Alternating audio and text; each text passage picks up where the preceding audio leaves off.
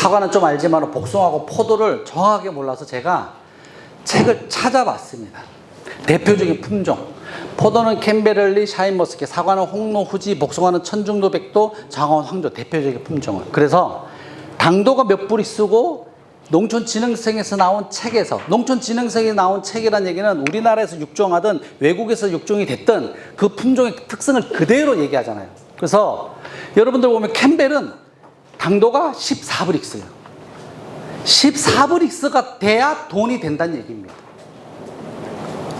단맛이 캔벨을 딱 먹었을 때 신맛이 확 박히면은 안 먹어. 근데 단맛이 bek히면서 마지막에 신맛이 느껴야 경매사가 3kg에 2만 원, 2만 5천 원 주는 거예요. 새카맣다고 해서 주는 게 아니고. 그리고 그러면은 얘가 350g, 이따 사진 보여줄게. 350g, 딱 요 정도 사이즈. 숫기가 8월 중하순이에요. 근데 자기가 능력이 돼서 8월 초에 땄어. 돈이 되겠죠. 8월 초에 익힐 수 있으면 그분은 능력자입니다. 그러나 다른 행위를 해서 대표적으로 박피를 한다든지,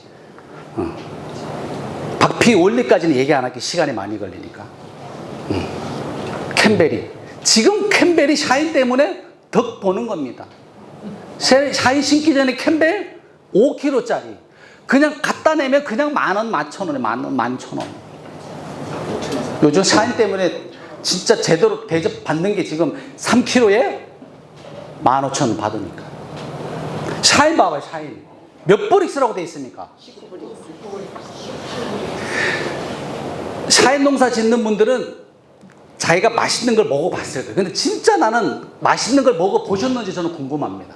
보통 샤인밭도 가보고, 물론 사과밭은 많이 가보지만은 자기 포도가 제일 맛있대. 샤인 딴 건데 맛있대. 근데 그게 앞에다 대고 먹으라고 한 송이 주는데 맛이 이럴 수 있습니까? 네, 뭐, 네. 19브릭스가 되면요. 그래서 19브릭스는 안 되더라도 샤인은 최소 17.5브릭스 이상 돼야 따라고 되어 있습니다. 그러면은 17.5브릭스, 18브릭스가 되면은 입에 딱 넣으면은 그냥 단맛이 확 나. 그리고 씹으면은 껍질이 거의 넘어가요. 좀 남게 나겠지만. 만약에 16브릭스가 되면 딱 씹으면 단맛이 안 나고 뭐부터 난다? 풀레가 나, 풀레가. 그리고 씹는 맛이 딱딱하고 껍질이 남아 있습니다. 네. 여기 나와 있잖아요. 여기 숫기는 샤인이, 그래서 여기 600g 내외라고 돼 있는데, 그래서 청의 자료를 보면 500g에서 700g 이렇게 돼 있습니다. 700g을 넘지 말라는 얘기예요. 안 익으니까. 숫기는 9월 중순인데 우리 영동 같으면은 9월 말 정도. 9월 말 정도. 샤인이 양도 많이 나오지만은 아까 얘기했잖아. 플러스 더 큰 게 맛이 없어서 그렇습니다. 맛이 없어서. 홍로 후지. 그나마 홍로 후지. 지금 홍로도 많이 좀 사양으로 가고 있는데, 그나마 사과는 그래도 조금 숫기가 가서 따긴 하고 있고, 이게 복숭아는 보니까 그의 생산량도 있지만은 맛있느냐 맛없느냐에 따라 가격이 차이가 많이 나더라고요. 제가 솔직히 전문가들한테 몇 번 물어봤습니다. 동영상도 보고. 회장님, 복숭아가 예를 들어서 오늘 내일 딴다 그러면 오늘 좀 비가 많이 와서 한 50mm에서 한 60mm 이렇게 비가 많이 오면은 물을 먹어서 복숭아가 맛없다고 하잖아요. 그게 맞아요, 회장님? 물을 먹어서 맛이 없는 게 아니고 비가 오니까 광합성을 못해서 맛이 없는 거예요. 감사합니다. 제가 말씀드릴 걸 회장님이 다 해주셔가지고. 복숭아가 내일 딸라 그랬는데 오늘 비 온대. 그러면 오늘 새벽이라도 따요. 왜 따십니까? 그러면 물론 물러서 빠지는 것도 있지만은 복숭아가 비가 많이 오면 물을 먹어서 복숭아가 단맛이 물맛으로 바뀐다라는 거예요. 세상에 이런 이론은 없습니다. 세상에 이론은. 물론 이 컵에 여기다가 설탕을 한 숟갈 넣고 물을 하나 채우면은 이 맛이 나지만, 이게 한 숟갈 넣어서 1리터 넣으면은 싱겁죠. 우리가 얘기하는 물에 설탕이 녹아 있으니까. 우리가 당도라고 하는 거는요, 복숭아가 물에 잠겨서 물에 녹여 있는 게 아니에요. 잎에서 만들어지는 광합성. 아까 광합성 사진 보였잖아요. 양분을 만들어서 올라가는 거예요. 다만 하루 이틀 비가 안 오면 그 사이에 일조량이 없기 때문에 당 상승 효과가 줄어드는 것 때문에 복숭아가 물 맛인 겁니다. 그러면은 아직 안 익었어. 오늘 비 온대. 그러면 내일 따는 게 아니고 하루 이틀 있다가 따면은 당도가 오를까 안 오를까? 오르잖아. 그냥 따는 거예요, 따는 거. 이거를 농가들이 아느냐 모르느냐? 알아요. 근데 불안해. 잠이 안 와. 밤에 잠이 안 와. 막 사모님이 잠이 안 자고 뒤척내척 하다가 막 신랑 괜히 막 신랑 두들겨가지고 어떻게 할게요, 어떻게 하긴 기다리면 되지.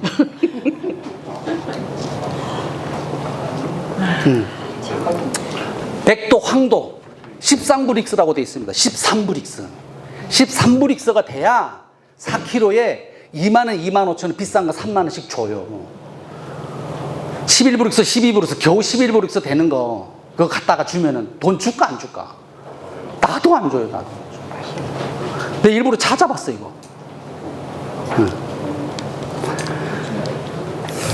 자, 사진 하나하나 보면서 갑시다. 자. 700g짜리, 1kg짜리. 색깔이 다르죠. 우리는 농사 짓는 거 알아, 색깔이. 아주 노란 건 아니지만 연녹색의 노른빛이 나고 쟤는 청색이고. 얘는 먹으면은 얘가 한 17.5 되거든. 18브릭스 또 안 돼. 뭐 자기 포도는 기본 재면은 18브릭스 넘는다고 하는데 안 돼요. 그걸 왜 그러냐면은 먹고 가져와서 센터 와서 재봐요. 몇 브릭스가 되는지. 잘 나와봐야 17, 17.5, 18, 19브릭스는 거의 없습니다. 완전 노랗게 되기 전까지는. 저렇게 하라고. 그런데 왜 이렇게 하신 분들이 이렇게 많이 가고 있습니다. 많이 가고 있어요. 이렇게 많이 가고 있어요. 근데 아직도 800g, 900g 하고 있습니다. 왜 할까요? 왜? 양만이 안 되게. 그렇지. 돈을 해봤거든. 얘기했잖아요.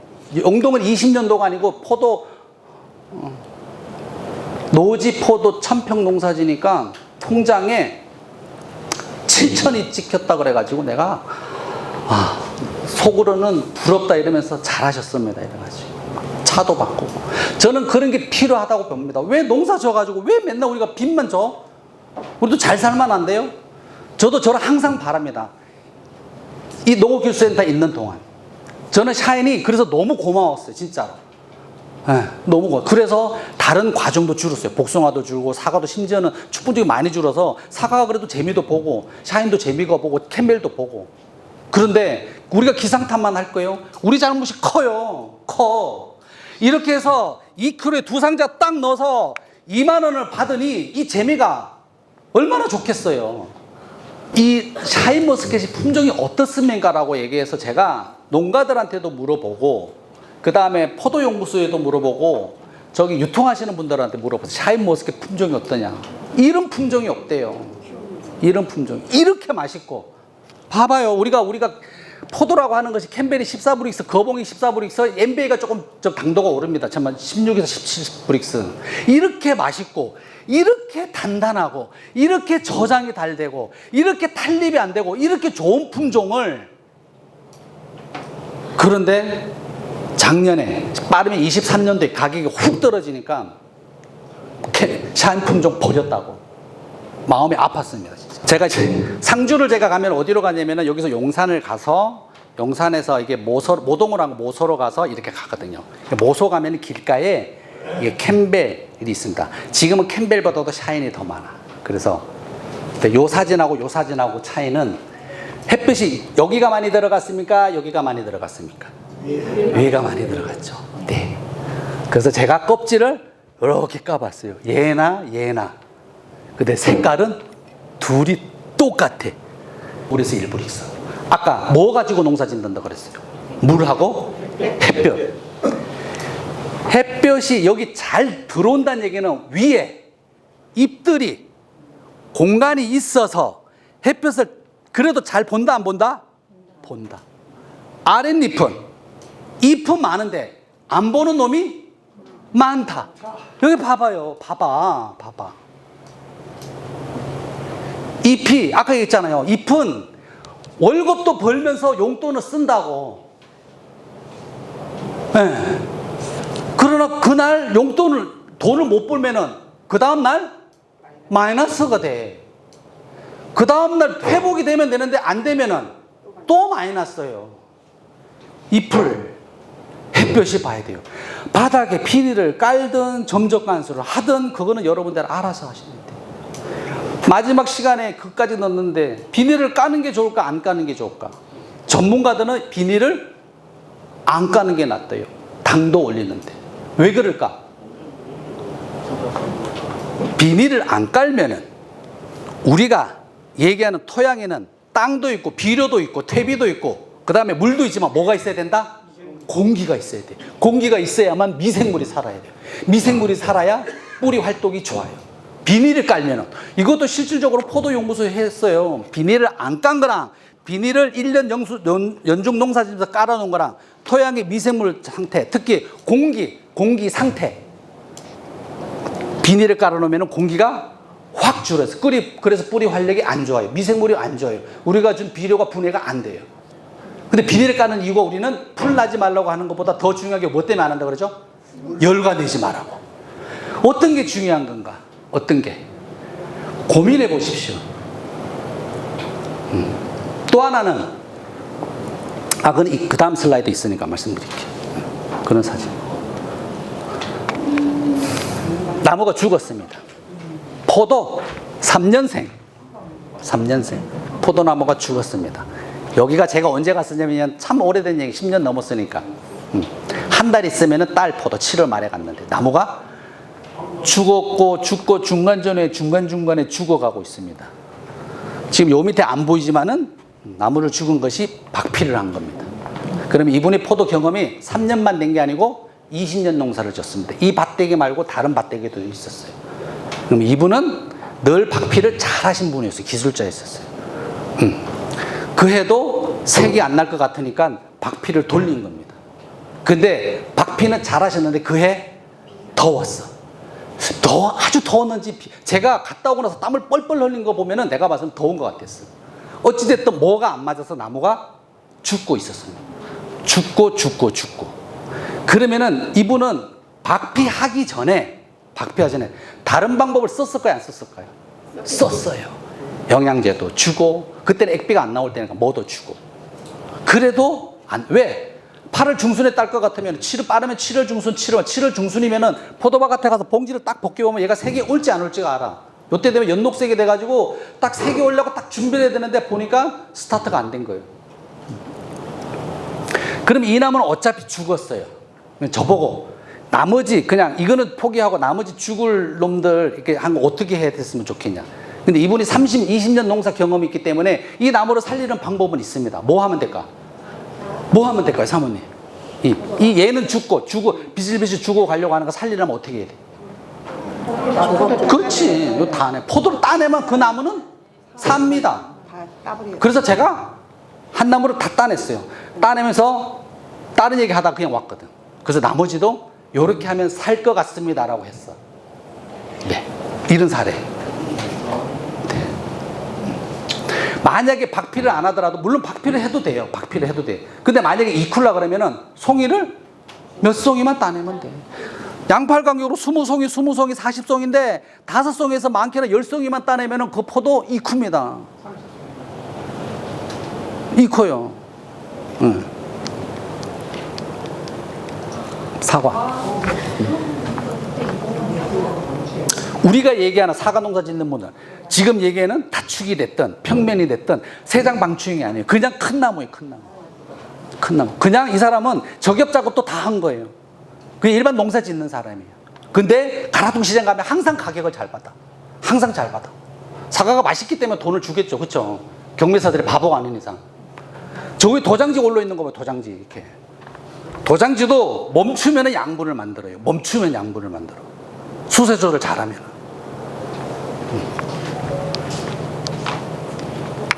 이거는 세장 방추형. 이 세장 방추형도 하는 이유가 습기를 빨리게 한다, 작업이 편하다, 노동력이 줄고 기계화가 된다, 이런 거 다 떠나서 뭐 때문에? 맛있는 사과 만들려고 이거 한 거예요. 햇볕 잘 들어가라고. 영천에 있는 농가. 참 이 사진도 오래됐네. 홍로. 그분은 영천인데 8월 말에 따더라고. 8월 말에 딸걸요. 그죠? 8월 25일 지나서. 거의 익힌 다음에. 7월 말, 그때 7월 말에 갔었죠. 견학 갔으니까. 그때 이게 적과를 하고 있더라고, 적과. 이렇게. 주먹만한 거. 작은 거, 못생긴 거, 멍들은 거, 이런 거. 노린재 먹은 거. 따내니까 모양이 이런 것만 남은 거예요. 안 좋은 거, 작은 거 따내니까 나머지가 색이 잘 나고 맛있으니까 돈이 되니까 이걸 하는 겁니다. 이거 근데 쉬울까? 어려울까? 어렵죠. 어려워. 네.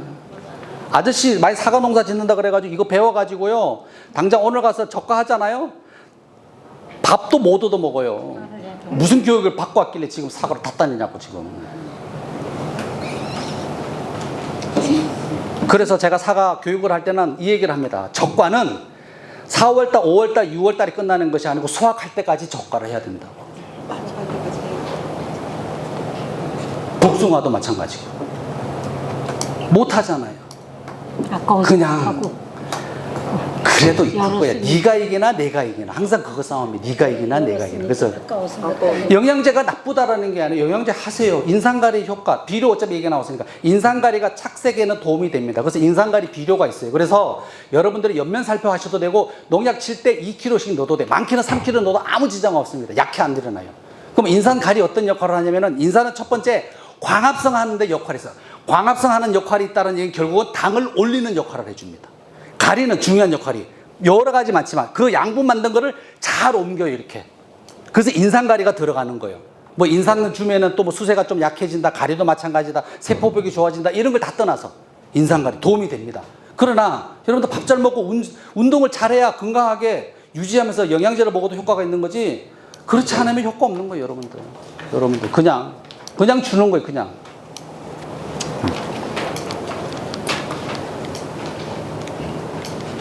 이런 나무도 있습니다. 이런 나무. 뭐 냉해 받아서 과일도 별로 없지만 이제 여름초기라 이렇게 햇볕이 안 들어가서 가지가 과일이냐 가지냐 이 균형. 잎이 많으냐 과일이냐. 네.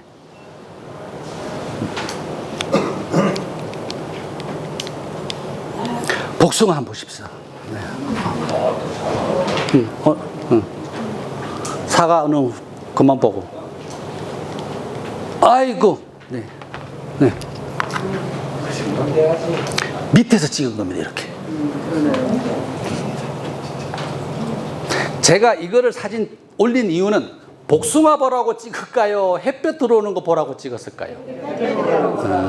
복숭아 보라고 찍은 겁니다. 햇볕 들어. 위에 도장지가 있습니다. 도장지가 있어요. 여러분들 결과지, 부주지에 굵은 척지라든지 굵은 부주지가 있어서 여기에 그늘이 지는 거예요. 도장지가 있어서 그늘 지는 거는 별로 없습니다. 5개가 있다 하더라도. 또 해는 떠서 이렇게 돌아가거든. 이렇게 돌아가거든. 아침에 그늘 지면 점심 때는 그늘 안 져. 점심 때 그늘 지면 아침 오후에는 그늘 안 져요. 도장지가 적당히만 있으면. 도장지가 나쁜 게 아니라고요. 예. 잎이 소중함, 햇볕이 잘 들어가게 하게끔. 다음 사진 볼까요? 이거는 영양제 줘서 해결될 게 아니고 뭐를 해서 중요한 게 아니고 몸으로 한 거예요. 몸으로. 여러분들 몸으로. 아이고가 아니고 저 뒤 사모님 어디 갔어? 아이고가 아니고 몸으로 해야 돼요. 어디 갔어? 이것도 마찬가지. 복숭아를 다 땄는데도 이렇게 밑에 햇볕이 얼마나 잘 들어올까. 그래서 우리가 과수농사에서는 바닥에 햇볕 투과량이 60%가 돼야 된다고 돼 있어. 최소 50%. 그래서 햇볕이 뜨면은 그늘이 지는 것이 아니고 나무 밑에 갔을 때 절반은 그늘 지고 절반은 햇볕이 들어와야 돼요. 네. 다 땄는 이 복숭아 나무 한번 보십시오. 얼마나 노력을 했을까. 얼마나. 아까 관수 얘기했으니까 얘기할게요. 진흥청에서 나온 자료 보면은 보통 사질토, 양토, 점질토, 모래끼리 많고 중간이고 점질이 많은 거. 그래서 물량하고 기간만 차이만 있고 나머지는 그냥 같게 보시면 돼. 그래서 간격은 보통 우리가 양토라고 봅시다. 양토. 그러면 일주일 간격으로 해서 30일. 보통 생육기간 중에 이거는 낙엽과수라고 하는 것은 동일. 포도나 복숭아 차이는 있을 수가 있어요. 복숭아가 더 많이 먹고 포도가 덜 먹을 수 있습니다. 그럼 공이 우리나라에서 재배되는 낙엽과수는 이 정도. 그러니까 5일 간격으로 해서 20에서 30mm 죽는다. 300평 기준. 그럼 이게 얼마나 되는 양인가? 이게 얼마나 도대체? 300평 기준을 했을 때에 여러분들 300평입니다. 내 밭이 1000평이면 곱하기 3을 해야 돼요. 내 밭이 3000평이면 곱하기 10을 해야 되는 겁니다. 300평 기준을 했을 때 1mm를 주면은 1000리터 1톤이에요. 그러면 20mm면은 여기에 20mm, 1mm가 20mm면 여기가 숫자가 뭐가 될까? 20이 돼야 되겠죠. 300평이 20톤을 줘야 돼. 여러분들이 점적관수나 미니쿨러 가지고 웬만큼 줘서는 하루에 이렇게 주기가 쉽지 않아요. 그래서 이걸 대충 물량으로 따지면은 점적관수는 이 정도 물을 주려고 그러면은 하루 종일 줘야 돼. 미니쿨러는 최소 5시간, 6시간 지나야 돼요. 그러면 밭에 어떻게 가냐면은 심한 데로 못 들어갈 정도로 질퍽질퍽하고 물이 고랑으로 흘러내려야 돼. 이렇게 주게끔 돼 있어요. 그러면 얘네들은 앉아가지고 이것만 했을까? 씨름을 다 한 거예요. 포도나무, 사과나무, 복숭아나무 해가지고 1mm 준 거, 10mm 준 거, 20mm 준 거 해가지고 어떤 게 잘 익는지, 어떤 게 생육이 좋은 건지. 그러면은 지금 7월달, 8월달 비가 거의 안 왔잖아요. 더위는 더 더워요. 정산작용은 배가 됐어. 새곤다고 여러분, 물론 새곤다고 하면은 박서준 박사는 그 얘기를 합니다. 생육 기간 중에는 20ml를 주지만은 색이 무르면은 절반까지는 너무 적다. 3분의 1은 줄여도 된다. 그러면 얼마를 줘야 되냐? 15톤은 줘야 돼. 15톤.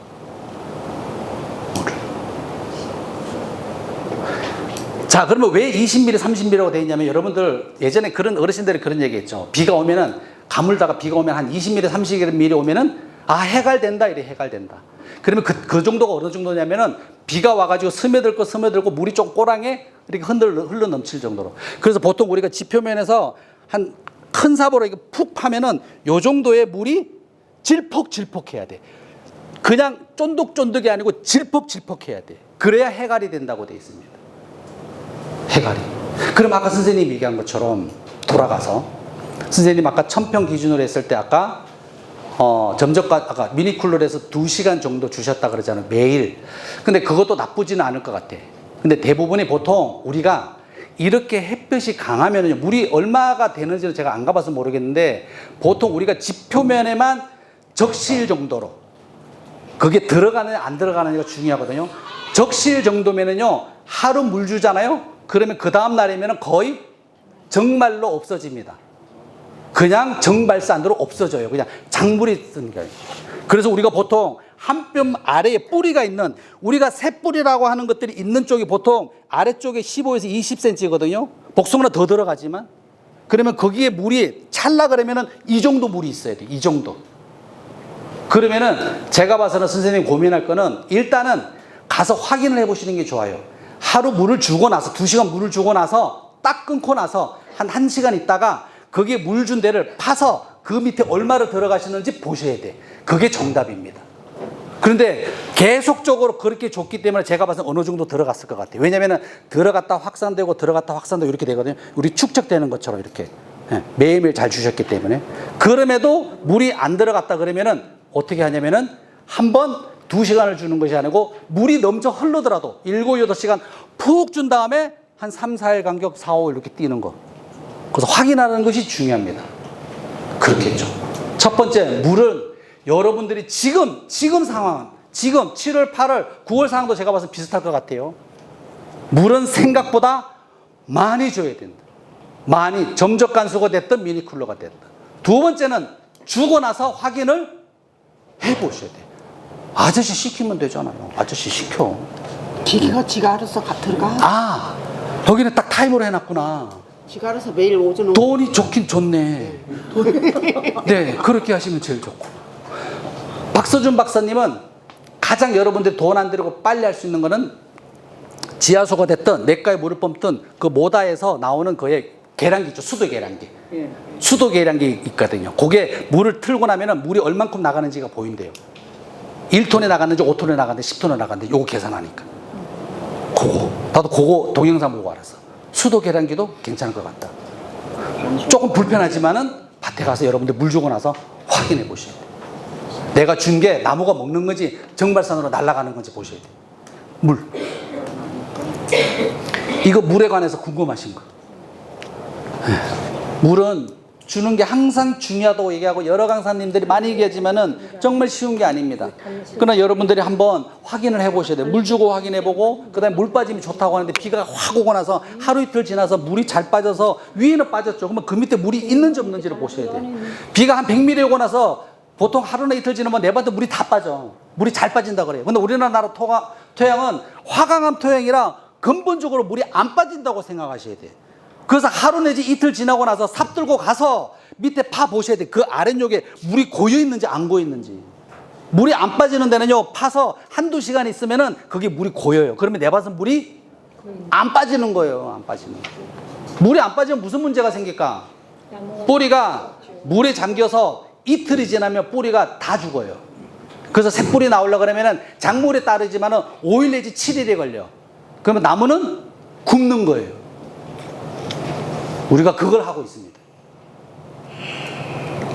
자, 이게 진흥청의 박서준 박사가 최근에 실험을 했습니다. 약간 논란은 있습니다. 논란은 설명을 드릴게요. 포도 하시는 분들도 그렇고 복숭아. 그래서 보통 관수량, 그러니까 월별로 이제 강수량하고 정발 산량을 따졌어요. 그러니까 물을 준 거에 잎에서 얼마나 정발이 되는 건지.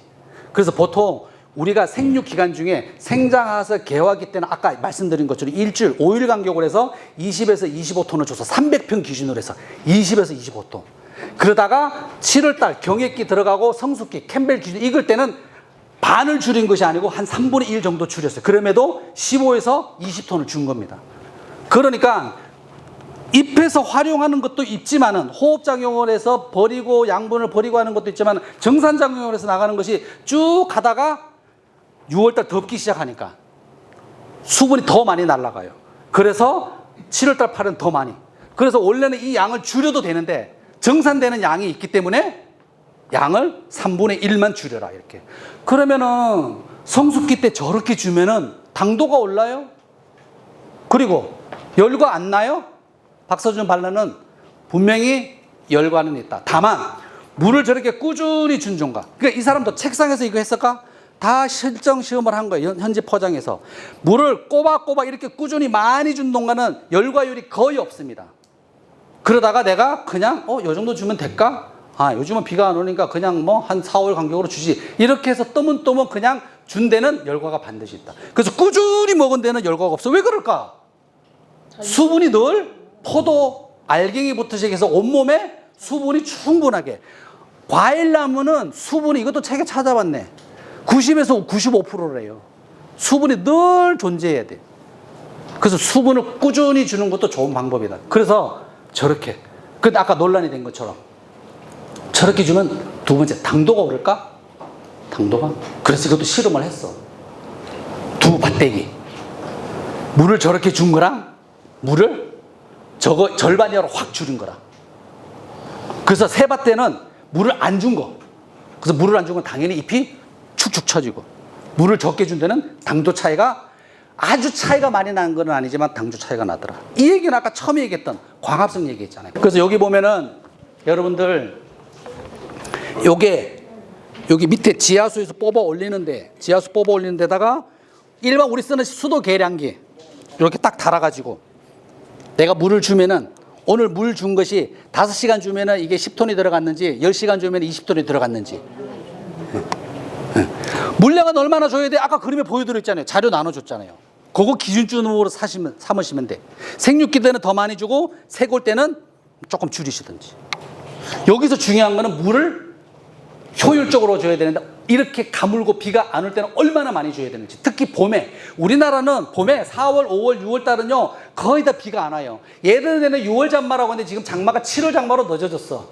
그래서 4월, 5월, 6월 달에는 특별한 경우 아니면 거의 가물어요. 그러면 물을 잘 줘야 될까 안 줘야 될까?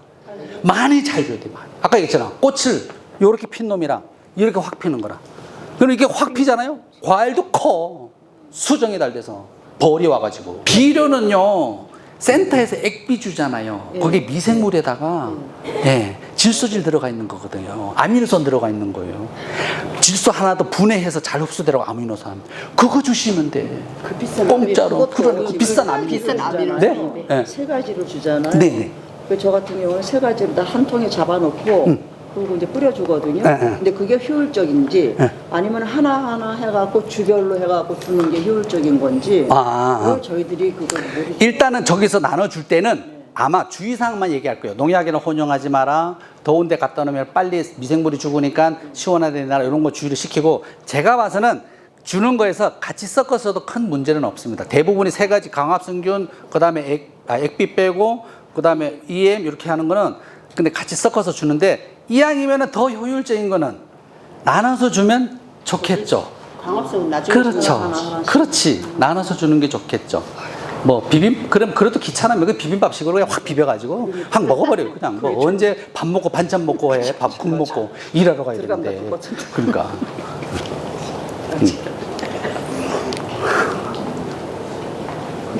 여러분 탭이 1톤을 기준으로 했을 때 1톤이면은요 20kg 포대가 50개 맞죠?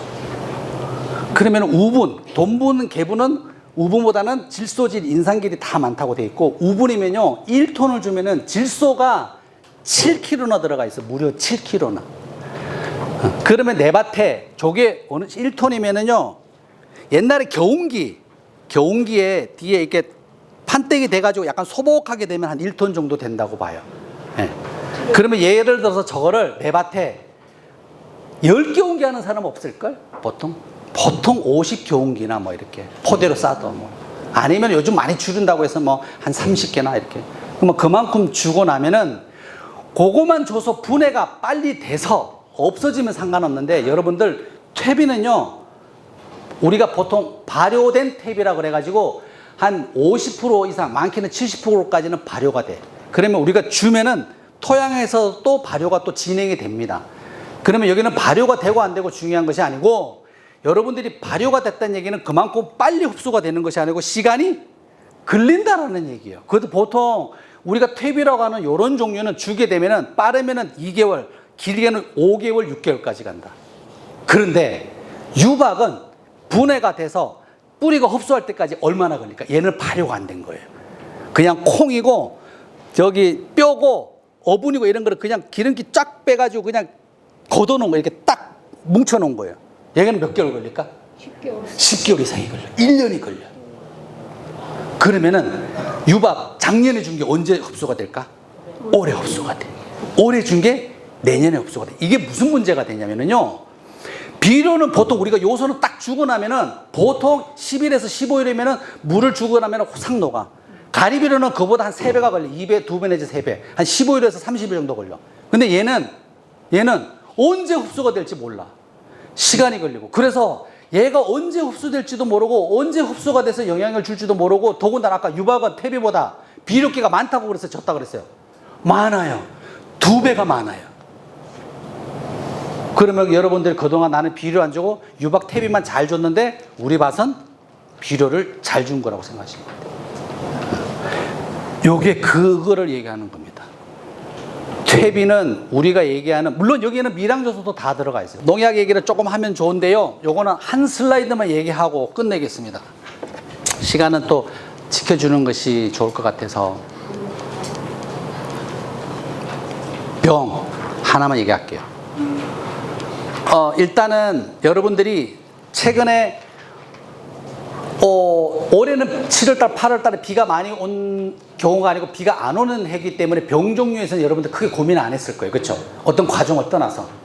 작년에는 7월달에 비가 많이 왔지만 그래도 8, 9, 10월달에 왔기 때문에 그렇게 문제가 안 되고, 최근에 3년 내에 가장 고생한 게 언제냐면 2023년도였어요. 왜? 6, 7, 8, 9, 4개월 동안 계속 비가 왔기 때문에. 그 얘기는 결국은 입조량이 부족하고 결국은 비가 많이 온다는 얘기는 병포자가 많아서.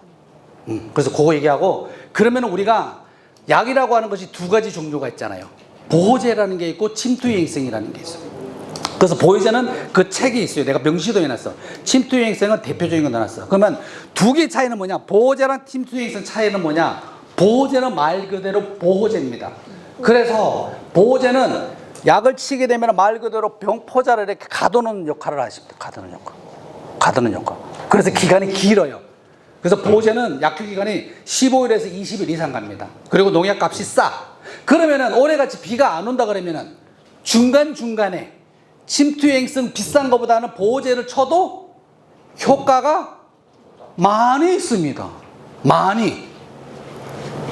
그러다가 중간에 비가 온다 그러면은 침투행성 약인 2배, 3배 정도 되는 거 25,000원, 30,000원짜리를 쳐도 된다는 얘기예요. 그거 하나고, 두 번째는